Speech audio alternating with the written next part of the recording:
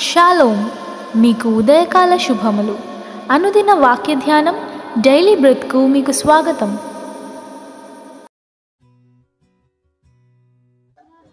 Praise the lord. దేవుని ఘననామమునకు మహిమ కలుగును గాక. ప్రియులారా, దేవుని వాక్యాన్ని మనం ధ్యానం చేద్దాం. లూకాసు వార్త 24వ అధ్యాయము 50వ వచనంలో ఈ విధంగా దేవుని వాక్యం ఉంది. ఆయన బేతనీకు వారిని తీసుకుని పోయి చేతులెత్తి వారిని ఆశీర్వదించెను అనేటువంటి మాట. ప్రభువారు పునరుద్ధానమైనటువంటి తర్వాత, ఆయన సమాధి గెలిచి తిరిగి లేచిన తర్వాత సుమారు 11 సార్లు శిష్యులకు ప్రత్యక్షమయ్యాడని మనం లేఖనాల ద్వారా, బైబిల్ పండితుల ద్వారా తెలియజేస్తుంది. 40 దినాల పాటు ఆయన ఇంకా భూమి మీద సంచరించాడని కూడా తెలుసుకున్నాం. శిష్యులను బేతనీ వరకు వారిని తీసుకువెళ్ళాడు. అక్కడ చేతులెత్తి వారిని ఆశీర్వదించాడు. పరిశీలన చేయండి.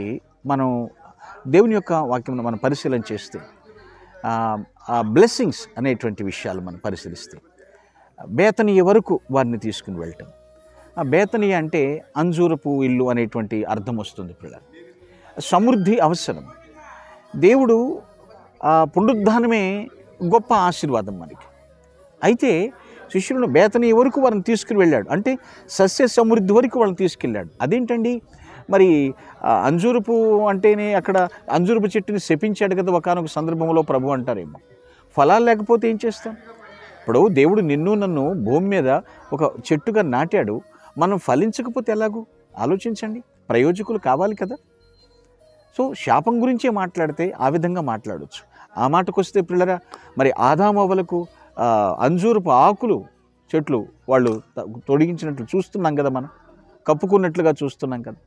దేవుడు బ్లెస్ చేయాలనుకున్నప్పుడు ఆలోచించండి, ఆయన చేతులెత్తి వారిని ఆశీర్వదించను. ఇక్కడ మన జీవితం అంజూర మాదిరి ఉండాలి. ఖచ్చితంగా ఫలించాలి. ఫలించకపోతే సుఖం లేదు. పిల్లలు వర్ధిల్లాలి, వృద్ధి చెందాలి. ఆయన చేతులెత్తి వారిని ఆశీర్వదించను. ఆయన చేతులు ఎప్పుడు కూడా దీవించే చేతులే. కొంతమంది మనుషుల్లాగా శపించే చేతులు కాదు. ఆయన చేతుల్లో మేకులు దిగగొట్టబడినవి. ఆయన చేతులు అనేక మందిని ఆశీర్వదించినాయి, స్వస్థపరిచినాయి. ఇక్కడేమని రాస్తుందంటే ఆశీర్వదించను. బ్లెస్సింగ్స్ అనేది ఇప్పుడు ఆలోచించండి, దేవుని నోటి వాక్కు నుంచి వస్తుంది. మరికొంతమంది ఇదిగో మరి మీరు చెయ్యి నా మీద వేస్తేనే కదా నాకు స్వస్థత అని అంటూ ఉంటారేమో. చేతులు వేసి ప్రార్థించినా వేయక ప్రార్థించిన పిల్లరా, దేవుని వాక్కు నోటి ద్వారా పలుకుతున్నప్పుడు ఆ కార్యం జరుగుతుంది. విశ్వసించి పలుకుతున్నప్పుడు పిల్లరా ఆ కార్యం జరగాలి. పరిశీలన చేయండి. శిష్యులను ప్రభు ఆశీర్వదించాడు. బ్లెస్సింగ్ అనేది ఎప్పుడు కూడా ప్రభు దగ్గర నుంచి వస్తుందండి. మనుషులు దీవించలేరు. మనుషుల్ని దేవుడు వాడతాడు, మధ్యవర్తులుగా ఆయన పనిముట్లుగా వాడుతూ ఉంటాడు. కానీ బ్లెస్సింగ్స్ అనేది మాత్రం దేవుడు ఇవ్వాల్సింది. అలాగని బ్లెస్సింగ్ అంటే ఎప్పుడు కూడా కోట్లు, మిలియన్స్, బిలియన్స్, ట్రిలియన్స్, ఆస్తులు, అంతస్తులు, బంగ్లాస్ ఇవే కాదు బ్లెస్సింగ్స్ అంటే. హెల్త్ ఈజ్ వెల్త్ అని ఎందుకన్నారు? ఆరోగ్యమే మహాభాగ్యం అని ఎందుకన్నారు? ఆస్తి అంతస్తులు అన్నీ ఉండి ఆరోగ్యం లేకపోతే ఏం ప్రయోజనం? ఆలోచించండి. దేవుని ఆశీర్వాదం ఎప్పుడు కూడా ఎలా ఉంటుందంటే, కొంతమంది కళ్ళకు సరిగా కనపడదు. ఆయన యొక్క ఆశీర్వాదం ఎలా ఉంటుంది? కొంతమంది సరిగా కనపడదు. ఏం దీవించాడు, మీరు ఇంకా అలాగే ఉన్నారు కదా, చల్లా చెదరైపోయారు కదా, ఏం బతుకులు మీవి అని మాట్లాడుతూ ఉంటాను. కానీ నిజమైన ఆశీర్వాదం అనేది అది అనుభవించే వారికి అర్థమవుతుంది. కూడా నిజమైన సంతృప్తి అనేది నా కొనదు లేదో తెలుస్తుంది. కాబట్టి గుర్తుపెట్టుకోండి, ప్రభు చేతులెత్తి ఆశీర్వదించాడు. అది ఎప్పుడు జరుగుతుంది అంటారేమో.